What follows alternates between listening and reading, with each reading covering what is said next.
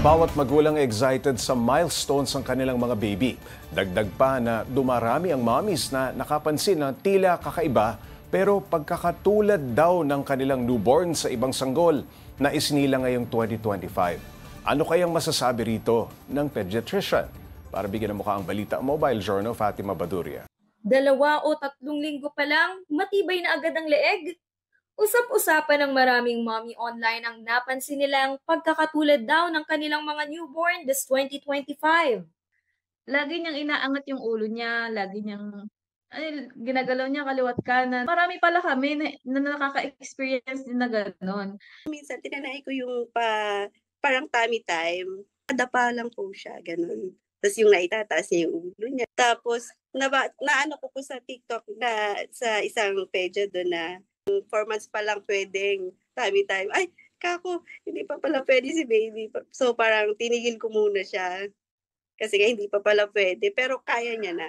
Isa pang napansin ng mga mommy na nakausap ko, pare-pareho raw silang nahirapang magpa-burp o padighayin ang kanilang baby. Make sound po siya during sleep, which is unusual. Parang gusto nilang ma-release pa yung gas sa tummy. Mahirap siyang ipa-burp talaga. Puyatan talaga. Kaya tinanong natin ang isang pediatrician tungkol dito. Sabi ni Doc, hindi na bago ang napapansin ng mga mommy sa kanilang baby. The question was always there na, Dok, ang ano ko parang mas malakas na yung leg niya. Or may nagsasabi ding, ang hirap namang ipa-burp, Dok. That's a forever question. So, hindi ko pwedeng anuhin na agree ako na itong 2025 is different from the other babies. Pero ang kaibahan lang daw, mas marami nang nakakagamit ng internet. Communication, no? Chat groups, social media. Uy, katulad tayo. So you feel like maraming similarities but it's really more on the communication na naging malapit tayong lahat. Sabi pa ni Doc, iba-iba ang development ng bawat baby pero good sign daw na healthy ang 2025 babies sa mga katangiang napapansin sa kanila. There's no rush. Mas better yung sobrang support ka rather than yung tinanggal mo na yung support. So kahit ilang months yan, kargahin mo si baby. Hilehin mo, that's a sign of love.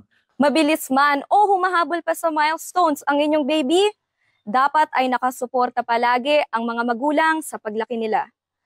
Mga kapatid, Mobile Journal, Fatima Baduria po, hatid ang mukha ng balita. Pag-usapan pa natin ang newborn babies kasama si Mobile Journal, Fatima Baduria. Yung mga nakausap mong mommies na nagsasabing tila malakas agad ang leeg ng baby nilang isinilang ngayong 2025. First time mommies ba sila?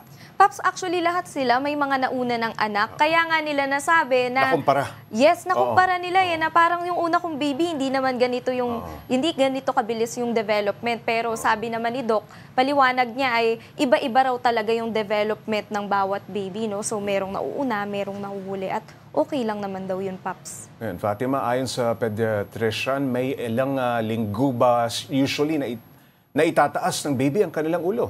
Usually daw, Paps, sabi ni Doc ay 2 to 4 months daw bago maangat. Within 2 to 4 months, doon daw pwedeng maangat ng baby. Eh, yung 2025 babies? Yung 2025 babies, sa mga nakausap ko, sabi nila 2 to 3 weeks pa lang, naiaangat na agad yung ulo nila. Yes. Sabi ni Doc, signs lang daw ng healthy baby ang napapansin ng mga mami na ito. Ano naman ang signs na may posibleng problema kay baby? Usually daw, tungkol dun sa pagtaas ng ulo, no, Paps, kapag daw umabot na ng 6 months, so parang 2 months na delay na yun so kailangan na nating tignan, dun tayo mag-iisip na baka merong problema kay baby. Okay, anong payo ni Doc kapag may napansin kay baby na hindi delayed sa kanyang milestones? So kapag hindi delayed, Paps, no, maganda raw yun. Pero kapag ka-delayed daw ay kailangan na siguro nating magtanong sa pedya muna at obserbahan lang yung mga milestones ni baby dahil minsan naman daw nade-delay ng kaunti pero after a while nagiging okay naman si baby, Paps J. Alright, maraming salamat Mobile Journal, Fatima Baduria.